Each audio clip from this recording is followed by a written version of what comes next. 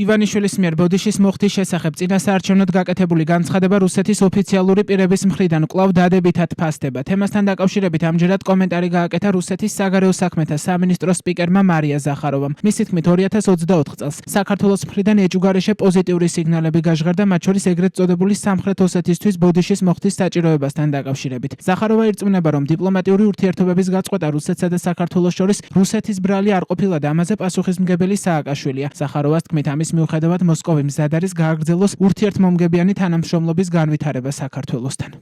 ჩვენ იმედი გვაქვს, რომ ეს სიგნალები აფხაზეთთან და სამხრეთ ოსეთთან ურთიერთობების ნორმალიზების მიმართულებით კონკრეტულ ნაბიჯებში გადაიზრდება. ჩვენ მზად ვართ ურთიერთობების აღდგენისთვის და მზად ვართ იმდენად შორს წავიდეთ, რამდენადაც ქართული მხარე იქნება მზად. ჩვენთვის ამ მხრივ არანაირი შეზღუდვა არ არსებობს. ამისთვის დიდი პოტენციალია.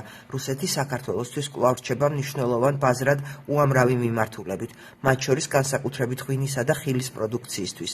მეორე მხრივ რუსეთი კვლავ რჩება საქართველოსთვის ენერგომატარებლების და მარცვლეულის წამყვან მიმწოდებლად. 14 აპრილს საქართველოსთან ურთიერთობის შესახებ კომენტარი გააკეთა რუსეთის საგარეო საქმეთა მინისტრის მოადგილე მიხაილ გალუზინმაც. მისი თქმით, მოსკოვი მზადაა თბილისთან დიპლომატიური ურთიერთობების აღდგენისთვის. ის გონივრილს უწოდებს ბიძინა ივანიშვილის გაკეთებულ განცხადებას ბოდიშის მოხდაზე, თუმცა წუხს, რომ საქართველოს დიპლომატიური ურთიერთობების აღდგენის საკითხს რუსეთის მხრიდან დამოუკიდებელ ქვეყნებად აფხაზეთისა და ცხინვალის რეგიონის აღიარების გაუქმების შემთხვევაში განიხილავს. ეს კი გალუზინის თქმით არ მოხდება. ამ განცხადებას გამოეხმაურა კრემლის პრესპიკერი დიმიტრი პესკოვი. მან თქვა, რომ საქართველოსთან ურთიერთობების ნორმალიზებისთვის ნაბიჯების გადასათქმელად რუსეთი მზად არის. რამდენიმე დღის წინ საქართველოს შესახებ ვლადიმერ სოლოვიევის გადაცემაში ისაუბრა კრემლის პროპაგანდისტმა მარგარიტა სიმონიანმა. მან თქვა, რომ საქართველოს რუსეთთან დაჩოქილი მივა, რადგან მისი მტკიცებით ისტორიულად მხოლოდ რუსეთის მფარველობა იყო საბჭოთა კავშირის ქვეყნების გადარჩენის გარანტი.